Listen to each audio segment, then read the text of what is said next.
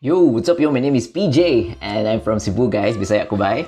So welcome to my YouTube channel yon. So I make videos about mga productivity tips, about money tips, about travel, about mga food vlogs, about movie reviews and a lot more.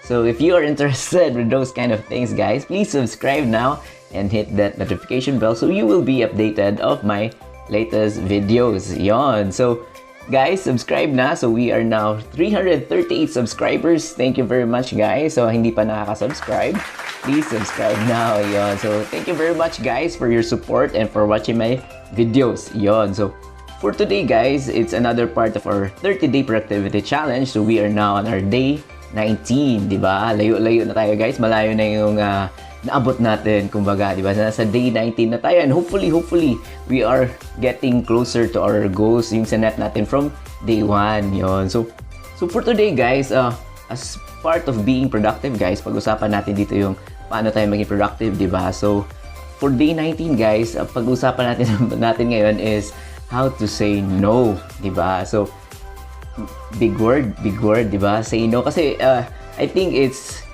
a bit hard, especially for us na medyo embedded kasi siya sa culture ng Filipino that we are somehow, we know how to, yung tinatawag natin makisama, kumbaga, yung pakikisama na that's why, I think that's why it's a bit hard. It's a bit hard for us to say no to our friends, diba? To our co-workmates, ganon, diba? Kaya yun yung pag-usapan natin guys is how to say no in a polite way, diba?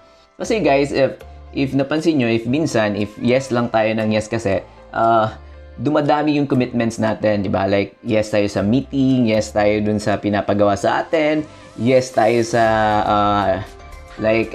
after work na mga meetings, gano'n, yes tayo sa yung mga appointments natin, kung ano-ano. So, dumadami yun guys, dumadami yung mga commitments natin to the point na yung pinaka-importante na commitments natin ay hindi na natin naasikaso, kumbaga, di ba? Like, nawawalan tayo ng time sa ating family, di ba? Ganon. So yun yung pag-usapan natin guys is paano tayo mag-say no, di ba? It's a bit hard, I know, it's a bit hard. Like in my case, medyo yes person kasi ako guys. And if may gustong magpatulong, ganon, yes lang tayo ng yes. Or if may nag-invite, di ba?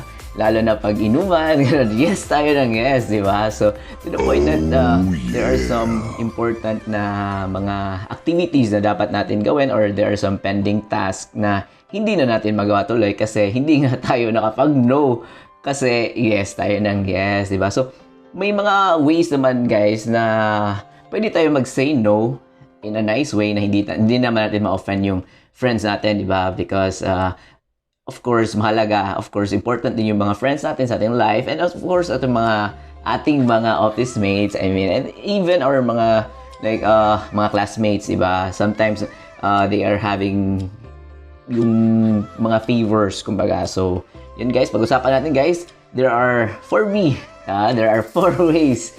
Yun, 4 ways guys to say no in a polite way. Or in a nice way, kumbaga, diba?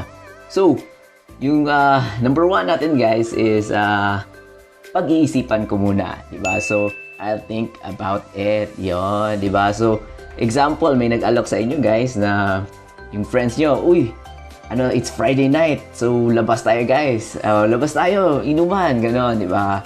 So, ganon, di ba? So, lingon-lingon muna kayo guys. Like, napaisip ko na kayo nga, paisipan ko muna, di ba? So, hanggang umabot na yung time, di ba?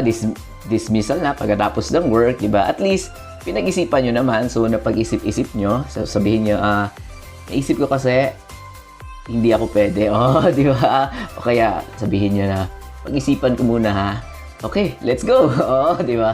So, it's really important guys na if ano yung in-invite sa inyo, at least, pinag-isipan nyo talaga guys. If it's important, ganun, if mahalaga ba yun, or kailangan nyo bang pumunta or pwede naman na hindi kayo pumunta because of other commitments that you have. So, yun yung way number 1 natin guys is pag-iisipan ko muna. Oh, di ba? So, wag muna kayong mag-commit guys unless you are really available, di ba? At least, maintindihan naman yun ng office mate nyo or ng friends nyo na pag-isipan nyo muna means that there is a chance but chance lang yon, but it still depends on you guys. So huwag kayo masyadong ma-pressure, kumbaga yung mga peer pressure, di ba? Pag may other important commitment kayo, like birthday ng family nyo, family member or ano, at least pwede nyo namang i-turn down yung invitation sa inyo. Yun. So, di ba guys? Maganda pakinggan. Pag-isipan ko muna. Oo, di ba? So, number 2 way guys is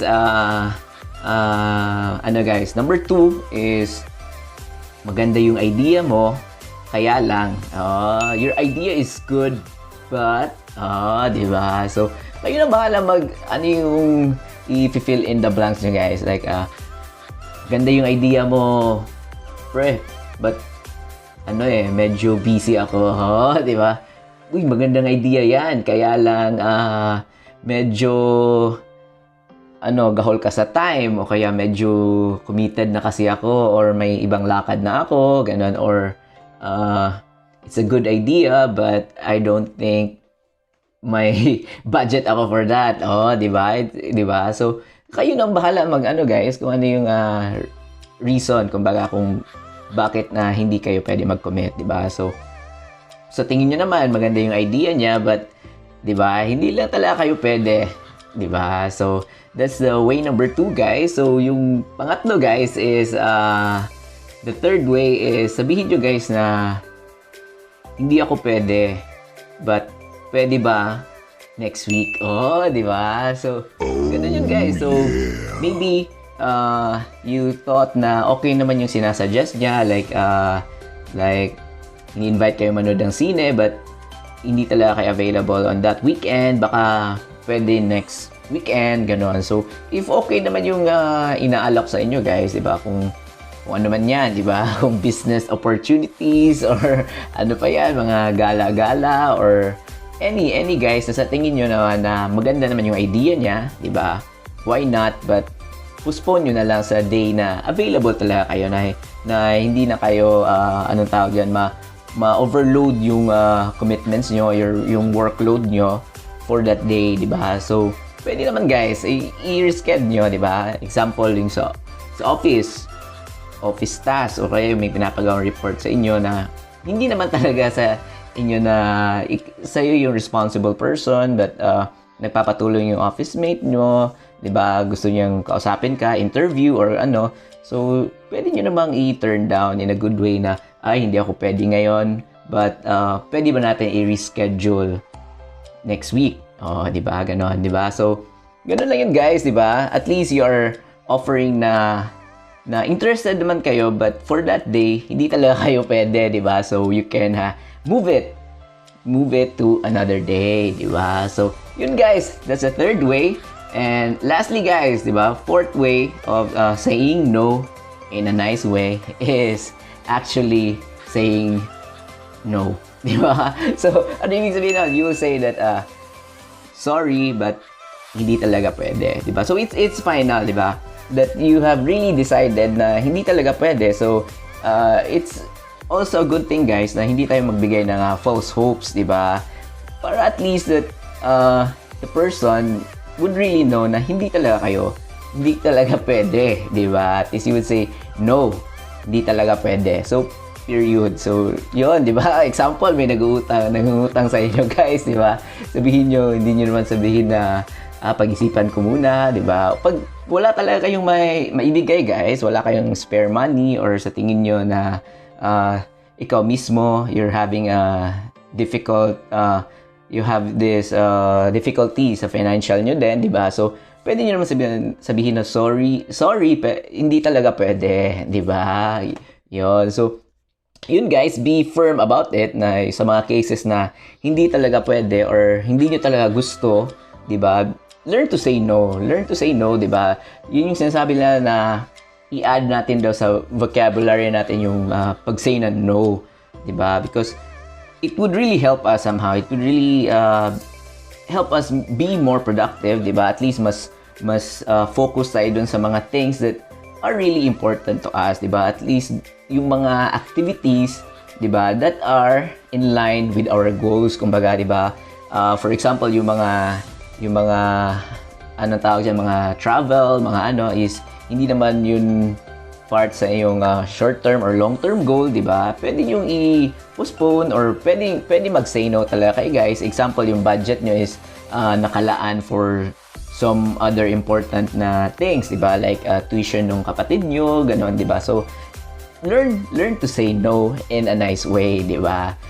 Diba? So, yun guys, diba? So, madali lang naman talaga mag-say no, diba? Basta alam niyo talaga guys, basta firm lang kayo talaga guys na no is no, kumbaga, diba? So, yun lang guys, yun lang yung video ko for today guys. It's just a very short video and I hope that you have learned something new naman for today guys because this is an ongoing 30-day challenge naman guys. And so anyway, yung challenge pala, your challenge for today guys is i-list down nyo kung ano yung mga things or mga activities na you will say no to. Kumbaga, di ba? Say no to distractions, say no to say no to toxic people, di ba? Say no to yung mga activities na ayaw nyo talagang gawin, di ba? So, it boils down again guys of being really honest to yourself. Kumbaga, kung ano yung talagang gusto nyo or ayaw nyong gawin, at least